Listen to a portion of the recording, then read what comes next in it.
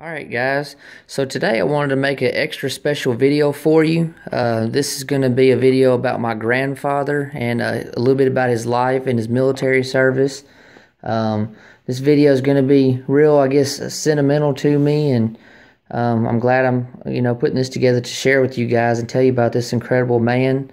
I consider him one of my heroes. A lot of people have different criteria, I guess, for a hero to meet, or there's different things, characteristics of a person to make them a hero to everyone, but my grandfather lived, a great life and everything, and to me, he is a hero of mine, and I wanted to share a little bit about his life with you today. My grandfather, he was born on July 8th, 1929. His name was Bradley Robert Blanton Jr. He was born to Lady Emma and Bradley Robert Sr. Blanton. My grandfather, he was the oldest of three children. Unfortunately, I'm going to go ahead and get a little ahead of myself. Unfortunately, my grandfather passed away on November 25th, 1988. He was 59 years old. And so if he was alive today, he would be 87. As I said, he was the oldest of three kids. The middle child was my great aunt Betty, who is still living. She's 85 now. And my great uncle Jack, he was born John Wayne, but he is always gone by Jack. He's 82, still living. Like I said, I just wanted to share a little bit about my grandfather with you. He grew up in North Mississippi, Memphis, Tennessee area. That's actually near where I'm located. I'm right here on the line of North Mississippi and Tennessee. Like I said, he was born July 8th, 1929. Like I said, he grew up around this area, and actually, he worked odd jobs as a teenager and everything. And after he graduated high school, he wasn't sure what he wanted to do with his life as far as a career and everything. And so, it was coming to be around 1947 or so when he graduated high school, and the World War II had just ended a couple years before, and one thing he liked was he loved the way that the Marines looked in their dress blues uniform, how sharp they looked. He loved how they were disciplined and everything, and he didn't really have any plans as far as a career of what he wanted to do, so he joined the Marines. He joined on August 1st. It was, let me see. This actually is DD-214 right here. He joined, August 10th of 1948. And he actually discharged August 1st of 1952. So he served for a total of 3 years, 11 months, and 22 days. About 9 days shy of 4 years. And, he did a lot of training and stuff, and his unit he was with was actually called the 1st Provisional Marine Brigade. It consisted of the 5th Marine Regiment, which was composed of 3 battalions, the 1st, 2nd, and 3rd. His particular unit, he was the forward observer of an 81mm mortar platoon. He would go out with his binoculars and everything, the radio man, and call out coordinates and everything. He actually took part in a lot of major battles and everything during the Korean War. I want to share this with you right here. This is somewhat a book about his experiences in the Korean War. Most of you have probably never heard of a battle called the Chosin Reservoir. I've heard it Chosin and Chosin. I pronounce it Chosin Reservoir. Basically, anywhere from, I've seen 10,000 to 13,000 Marines were surrounded by communist Chinese forces who were helping the North Koreans, and I've seen where there's estimations of over 100,000 of them against the 10 to 12 or so thousand Marines. So it was almost basically about 10 to 1. The Marines fought some hard battles and everything, and they had to fight their way out from many miles behind enemy lines, to friendly lines. And like I said, my grandfather, he typed this on a typewriter in the early 1980s. He just wanted the family to know a little bit about what he experienced during the war. He never was going to publish it himself, but honestly, I've really been thinking about publishing this one day. I don't know the first thing about going about getting a book published, but there's a lot of you guys that would love to read this. It's got some really awesome information and stuff, and really some sad stuff in there. A lot of you guys who've watched my videos have seen, you know, some room videos, and I have these 3 pictures on the walls. This one right here is probably my favorite picture of my grandfather. Sorry about the glare. This was the original photo down here. You see it's kind of old and faded and dingy looking, and I took it and had it blown up right there. That's my grandfather. See, he's got his binoculars. He's got an M1 Garand on his right shoulder. I love this picture. There's some other pictures like, you know, the regular size ones. I want to get blown up just like that one. And then you see him wearing his dress blues with his reddish auburn hair, slicked back, and he's got his cap on here. You know, it's unfortunate that he passed away, like I said, November 25th, 1988. At the time, I was only 2.5, so I have no memory of him at all. All I know about him is through stories and like I said, his book over here and pictures and everything. And, you know, I really miss the relationship that me and him could have had, the bond between a grandfather and a grandson. I would have loved, you know, gaining wisdom from him and knowledge, you know, and hearing about war stories if he wanted to share them and everything. You know, I just miss what I don't have with him. It's just really unfortunate, and it bothers me. I think about it all the time. But, anyways, I wanted to, like I said, put this video together for you. I got this somewhat shadow box I'm working on. Like I said, this guy's DD-214 here. It's got his Marine Corps scorebook, you know, from the range. Some other pictures here. I've also got this right here is an old, somewhat album of just old pictures of him and his buddies and stuff.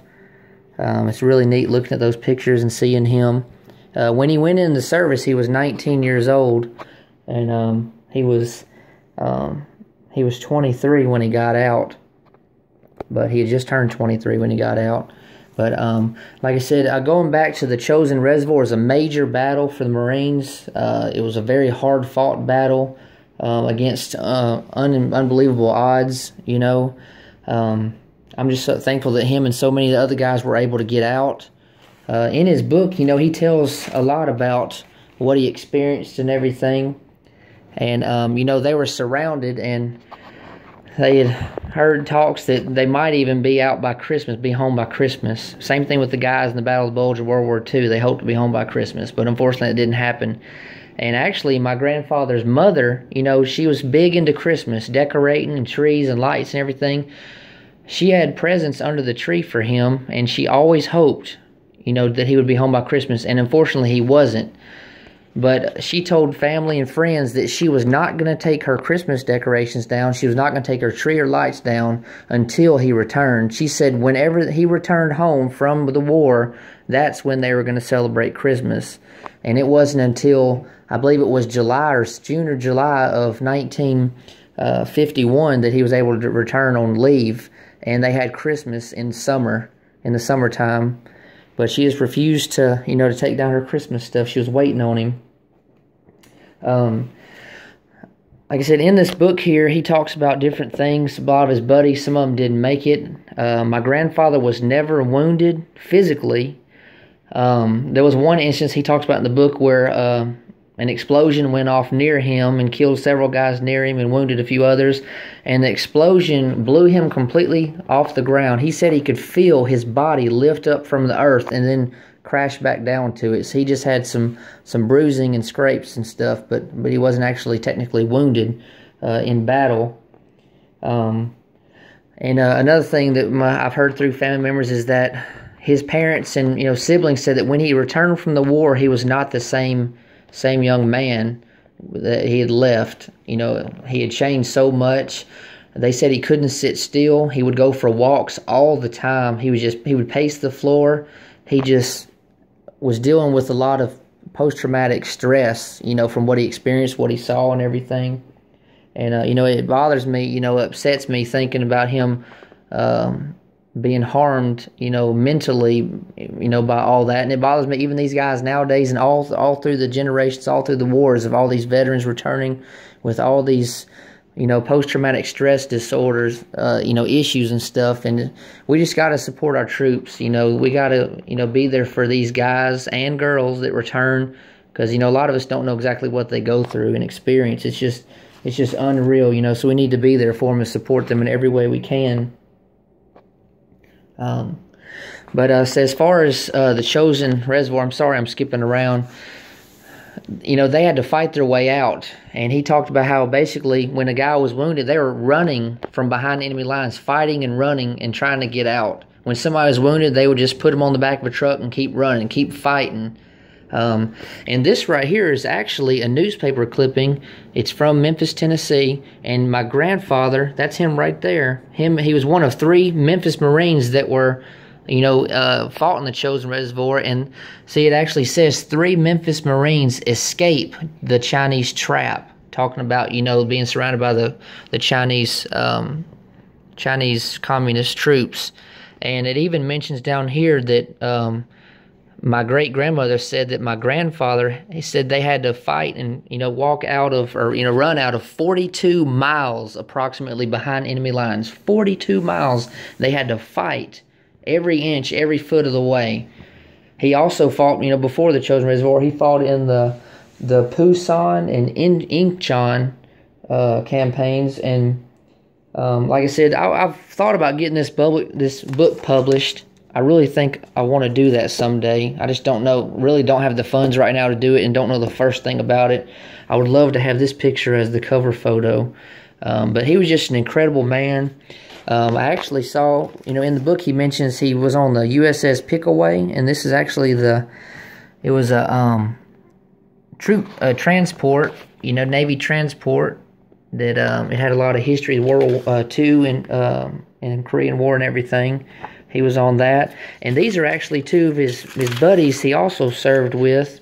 Unfortunately, both of them have passed on. They both died at the age of 83, and they both passed away in 2014. How ironic that is. Robert Hudnall, and they're both named Robert, and Robert Parson. But those are a couple of his buddies he talks about in the book. After the war, my grandfather, he did odd jobs and everything. He actually, eventually, years later, became a Memphis firefighter. Like Memphis, Tennessee, became a fire chief. He did that for several years in the 1980s. And then, like I said, unfortunately, he passed away in November 25th, 1988. Like I said, he was 59. My grandmother, we called her Mamaw, she lived just a little bit shy of 18 years after he passed on before she went to join him in heaven. She died at the age of 76 of Alzheimer's. One thing, that really bothers me and just makes me so mad is you see in this photo, you see his Marine dress blues in these 2 photos. And you see the shadow box here, there's something important that's missing, and that would be his medals that I would love to have. But my aunt, which is my dad's youngest sister, dated and married this jerk who mistreated her and everything else, and he took advantage of my grandmother with her Alzheimer's, had her sign all these papers. She didn't know what she was doing because she wasn't in her right mind. He stole over $100,000 from her, and he actually stole my grandfather's Marine dress blues, dog tags, his shadow box folded flag, all of his medals, everything, and probably sold them or pawned them for little of nothing because he's a jerk. And I know you're not supposed to wish anything evil on anybody, but I just hope he gets what he deserves, as far as that, because that really irritates me. And I hope one day, I've always hoped all these antique stores and flea markets that go around here, that one day I'll stumble on, by pure luck, of his Marine dress blues and his medals and everything with his name and everything. That would be awesome to find that, but the odds are against me. Like I said, I just really miss the relationship I could have had with my grandfather. It bothered me. Like I said, it was actually, the cigarette smoking that took him out, unfortunately, or killed him. He smoked over 30 years. But like I said, if he was alive, he'd be 87 now. I just really, really miss what I wasn't able to have with him. To me, he's, like I say, he's a hero, my hero. I just really wish I had the time to tell y'all more about what's in this book, and maybe one day I can get it published, because there's a lot of details and everything about the Chosin Reservoir battle and everything. Maybe I can get the funds one day to pursue that, and maybe, like I said, I can start getting the medals replaced that was stolen of his and everything. But like I said, I just wanted to put this video together for you. This is like my grandfather. In the Marines, he rose to the rank of Staff Sergeant. Like I said, he was a forward observer, 81 millimeter mortar platoon. I'm sure he was a great guy. I know he was. You know, I didn't know him personally, but I know he was a good man. You know, him and my grandmother, they were married several years. I forgot exactly how many, but they had 3 children. My Aunt Denise, she's the oldest, then my dad, and then my Aunt Karen, which is the youngest. But anyways, I did make a video on this 3 years ago, but I wanted to do somewhat of an updated video on him, tell a little bit more about him and everything. And I just want to encourage you guys to donate to Wounded Warriors and different veterans organizations. Thank a veteran. I'm always thanking veterans out in public, you know, and shaking their hand and thanking them. And a lot of them, you know, just a simple handshake and a thank you can go a long way, because we don't, like so a lot of us don't know what these men and women are going through, you know. Just a kind word, or, you know, a shake, a hug, buy them a meal, you know, or just do something special for them. You know, it goes a long way with them. It could really help them with their recovery and all that they may be going through or experiencing. But anyways, guys, I'm going to wrap this video up. I'm sorry it's been kind of long, but just wanted to share with you my hero, like I said, my grandfather, Bradley Robert Blanton Jr., Staff Sergeant with the United States Marines. As always, guys, thank you so much for watching.